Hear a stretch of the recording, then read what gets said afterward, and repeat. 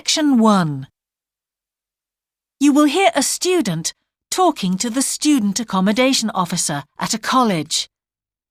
First, you have some time to look at questions 1 to 5.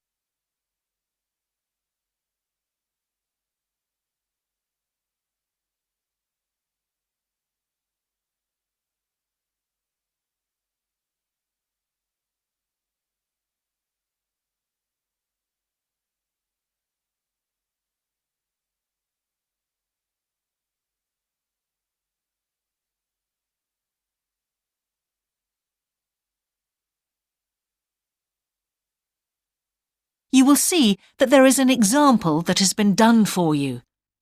On this occasion only, the conversation relating to this will be played first. Good morning. Can I help you? Yes, I've just been accepted on a course at the university and I'd like to try and arrange accommodation in the hall of residence. Yes, certainly. Please sit down. What I'll do is fill in a form with you to find out a little more about your preferences and so forth. Thank you. The student wishes to arrange accommodation in a hall of residence, so hall has been written in the space. Now we shall begin. You should answer the questions as you listen, because you will not hear the recording a second time. Listen carefully and answer questions 1 to 5. Good morning. Can I help you? Yes, I've just been accepted on a course at the university and I'd like to try and arrange accommodation in the hall of residence. Yes, certainly. Please sit down. What I'll do is fill in a form with you to find out a little more about your preferences and so forth. Thank you. So, first of all, can I take your name? It's Anu Bhatt. Could you spell your name, please? Yes, ANUBHATT. Thanks. And could I ask your date of birth? The 31st of March, 1972. Thank you. And where are you from? India. Oh, right. And what will you be studying? I'm doing a course in nursing. Right, thank you. And how long would you want to stay in hall, do you think? Well, it'll take 3 years, but I'd only like to stay in hall for 2. I'd like to think about living outside for the 3rd year. Fine. And what did you have in mind for catering? Do you want to cook for yourself or have all your meals provided? That's full board. Is there something in between? Yes, you can just have evening meal provided, which is half board. That's what I'd prefer. Yes, a lot of students opt for that. Now, with that in mind, do you have any special diet, anything we should know about? Yes, I don't take red meat. No red meat. Before you hear the rest of the conversation, you have some time to look at questions 6 to 10.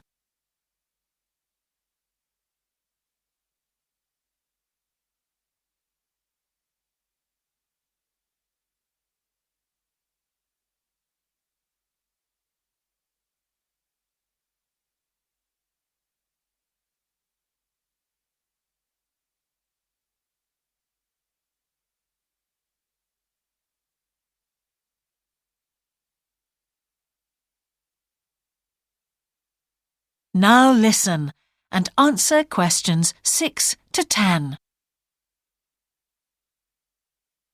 Now, thinking about the room itself, we have a number of options. You can have a single study bedroom or you can have a shared one. These are both what we call simple rooms. The other alternative is to opt for a single bedsit, which actually has more space and better facilities. There's about £20 a week difference between them. Well, actually my grant is quite generous and I think the bedsit sounds the best option. Lovely. I'll put you down for that and we'll see what availability is like. Now, can I ask some other personal details which we like to have on record? Yes, of course. I wonder if you could let us know what your interests are. This might help us get a closer match for placing you in a particular hall. Well, I love the theatre. Right. And I enjoy sports, particularly badminton. Ah, that's worth knowing. Now, what we finish with on the form is really a list from you of what your priorities are in choosing a hall, and we'll do our best to take these into account. Well, the first thing is I'd prefer a hall where there are other mature students, if possible. Yes, we do have halls which tend to cater for slightly older students. And I'd prefer to be out of town. That's actually very good for you because we tend to have more vacancies in out-of-town halls. Lucky. Yes. Anything else? Well, I would like somewhere with a shared area, a TV room, for example, or something like that. It's a good way to socialise. It certainly is. That's it. Now, we just need a contact telephone number for you. Oh, sure, I'll just find it. It's 667549. Great. So we'll be in contact with you as soon as possible. That is the end of section 1. You now have half a minute to check your answers.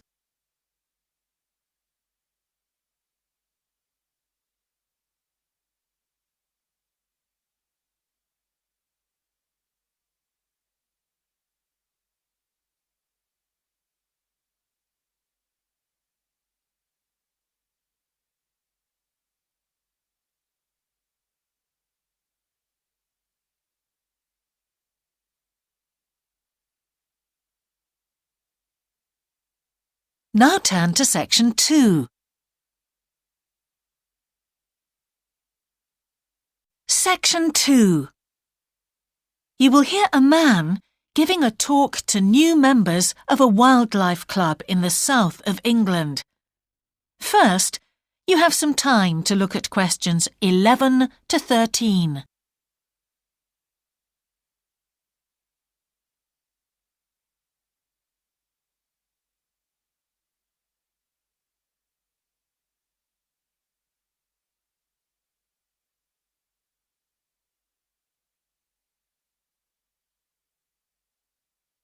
Now listen carefully and answer questions 11 to 13.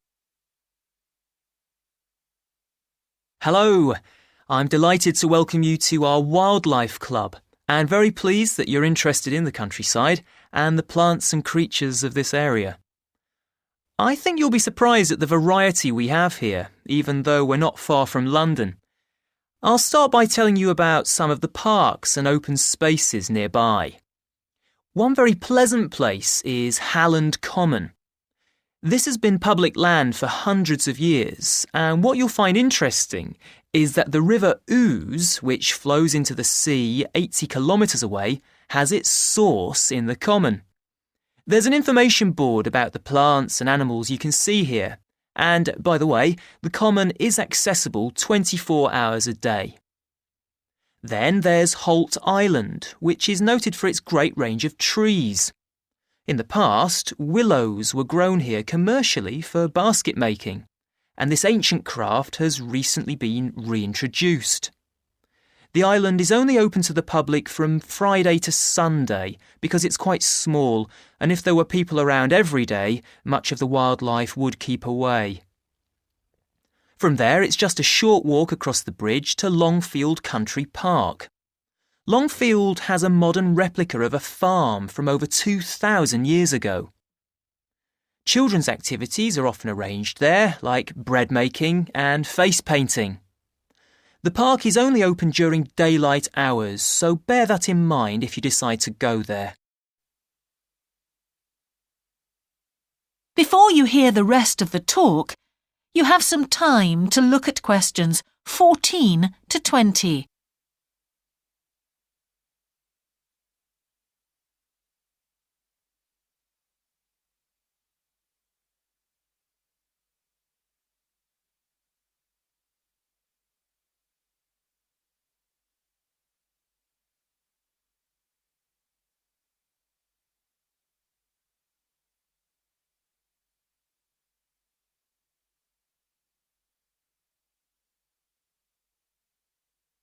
Now listen and answer questions 14 to 20.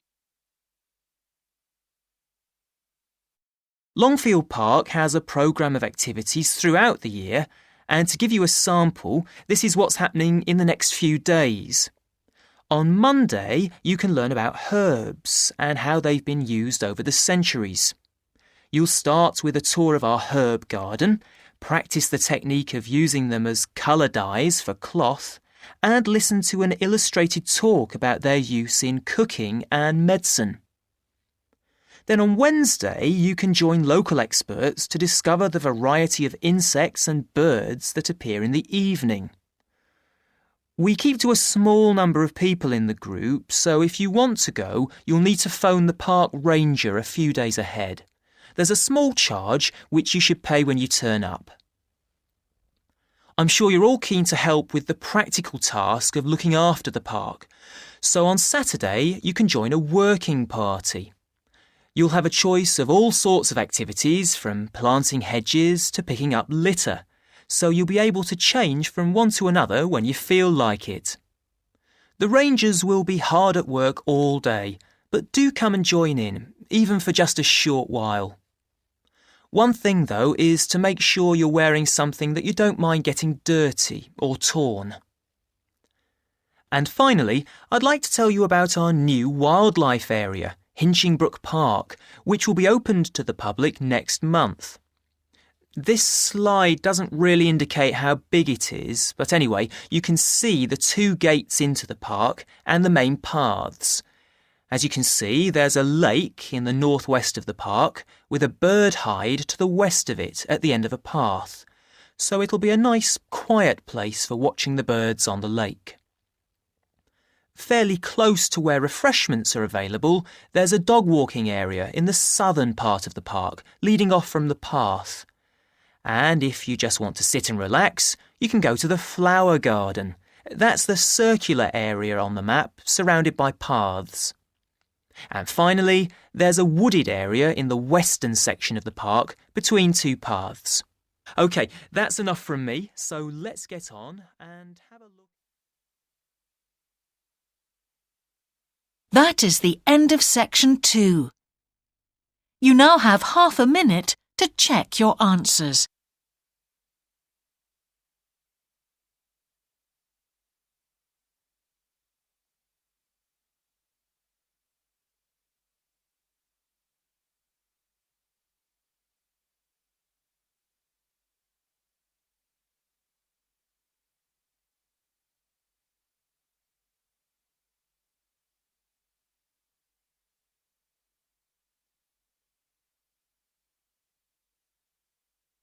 Now turn to section 3.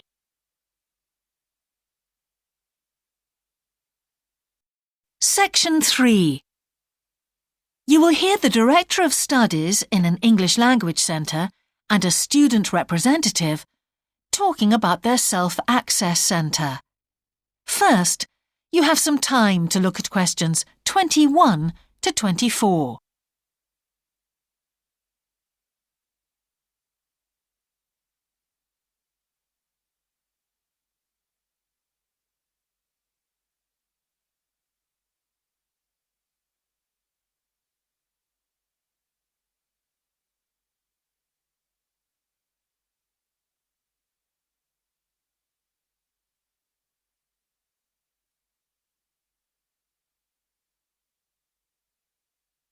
Now listen carefully and answer questions 21 to 24.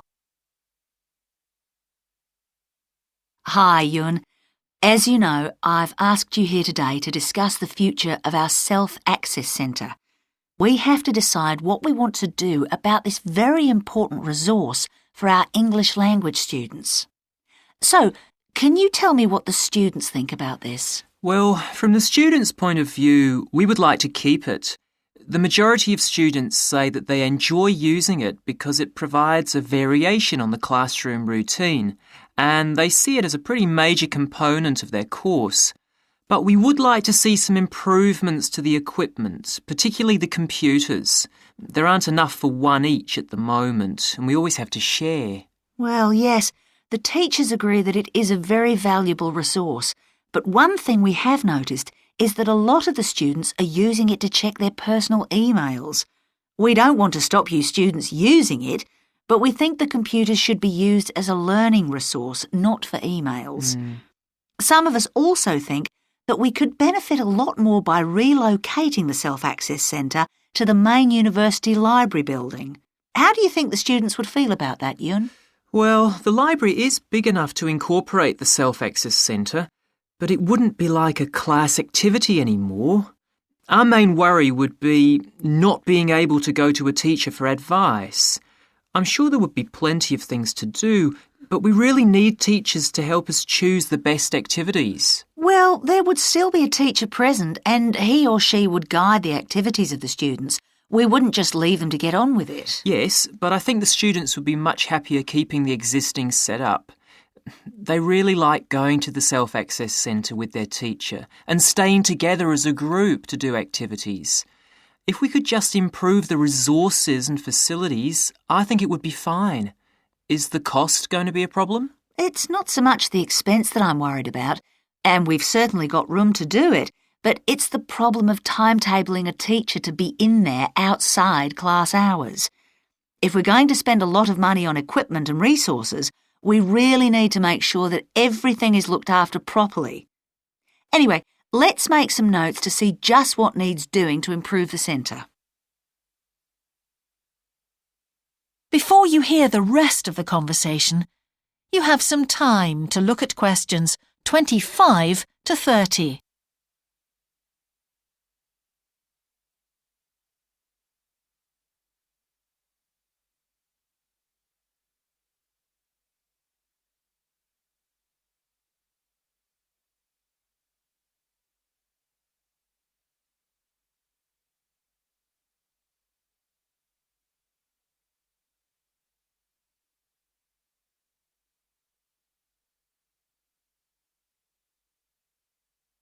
Now listen and answer questions 25 to 30. Now, what about the computers? I think it might be a good idea to install some new models. They would take up a lot less room, and so that would increase the workspace for textbooks and so on. That would be great. It is a bit cramped in there at times. What about other resources? Do you have a list of things that the students would like to see improved? Yes, one of the comments that students frequently make is that they find it difficult to find materials that are appropriate for their level, especially reading resources. So I think we need to label them more clearly. Well, that's easy enough. We can get that organised very quickly. In fact, I think we should review all of the study resources as some of them are looking a bit out of date. Definitely. The CD section especially needs to be more current. I think we should get some of the ones that go with our latest course books and also make multiple copies. Good.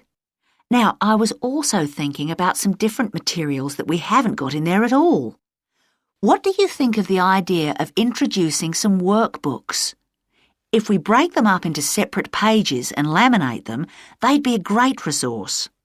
The students could study the main course book in class and then do follow-up practice in the Self-Access Centre. That sounds good. OK, now finally we need to think about how the room is used. I'll have to talk to the teachers and make sure we can all reach some agreement on a timetable to supervise the centre after class. But we also need to think about security too, especially if we're going to invest in some new equipment. What about putting in an alarm? Good idea. The other thing I'd like to do is talk to our technicians and see whether we could somehow limit the access to email. I really don't want to see that resource misused. What about if we agree to only use it before and after class? Yes, that would be fine. OK, anyway, that's great for now. We'll discuss it further when we've managed to sort. That is the end of section 3. You now have half a minute to check your answers.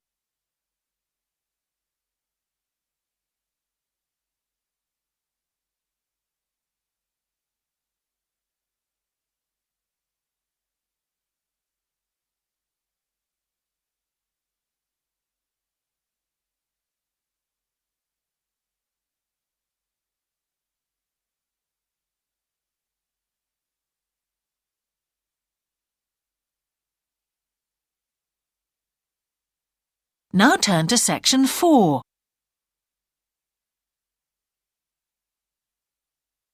Section 4. You will hear the beginning of a lecture about business cultures. First, you have some time to look at questions 31 to 40.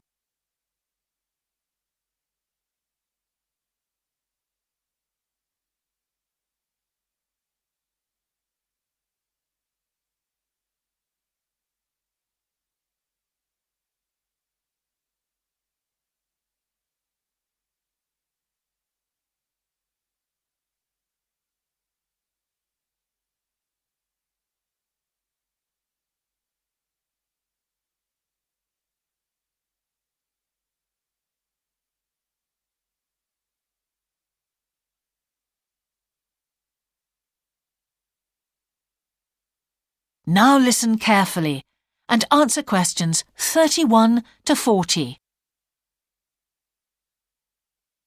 Good morning, everyone. Now, whether you're going to university to study business or some other subject, many of you will eventually end up working for a company of some kind. Now, when you first start working somewhere, you will realize that the organization you've joined has certain characteristics. And we often refer to these social characteristics as the culture of the organization. This includes its unwritten ideas, beliefs, values, and things like that. One well-known writer has classified company cultures by identifying 4 major types. The first type is called the power culture, and it's usually found in small organizations. It's the type of culture that needs a central source of power to be effective. And because control is in the hands of just 1 or 2 people, there aren't many rules or procedures. Another characteristic is that communication usually takes the form of conversations rather than, say, formal meetings or written memos. Now, one of the benefits of this culture is that the organization has the ability to act quickly. So it responds well to threat or danger on the one hand, and opportunity on the other. But on the negative side, this type of organization doesn't always act effectively because it depends too much on 1 or 2 people at the top. And when these people make poor decisions, there's no one else who can influence them.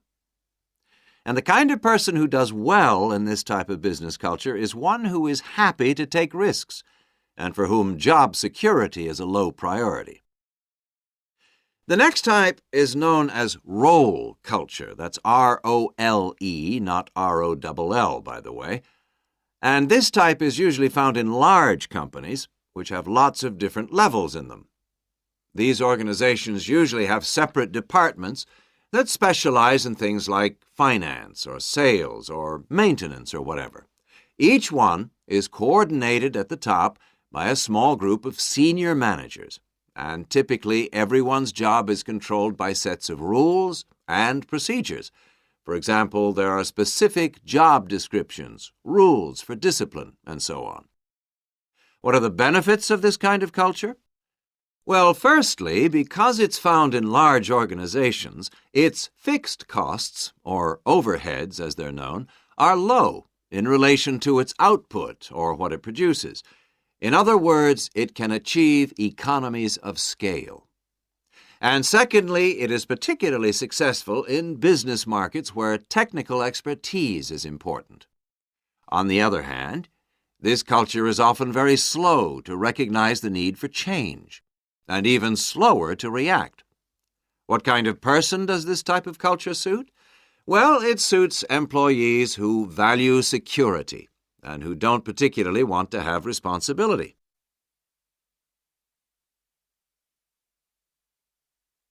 Moving on now to task cultures.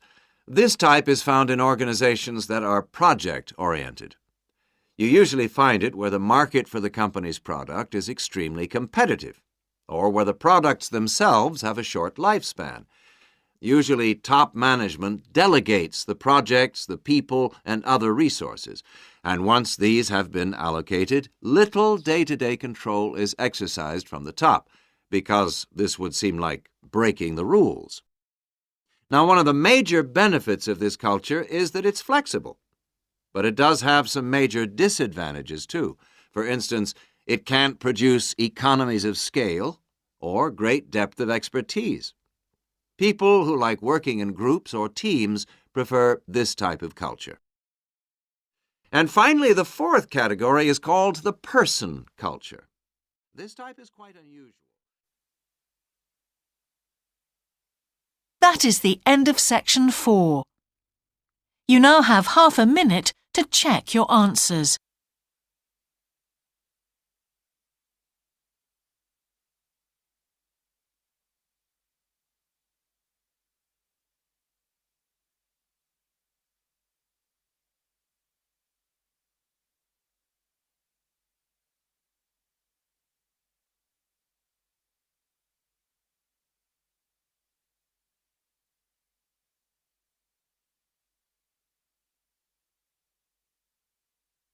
That is the end of the listening test.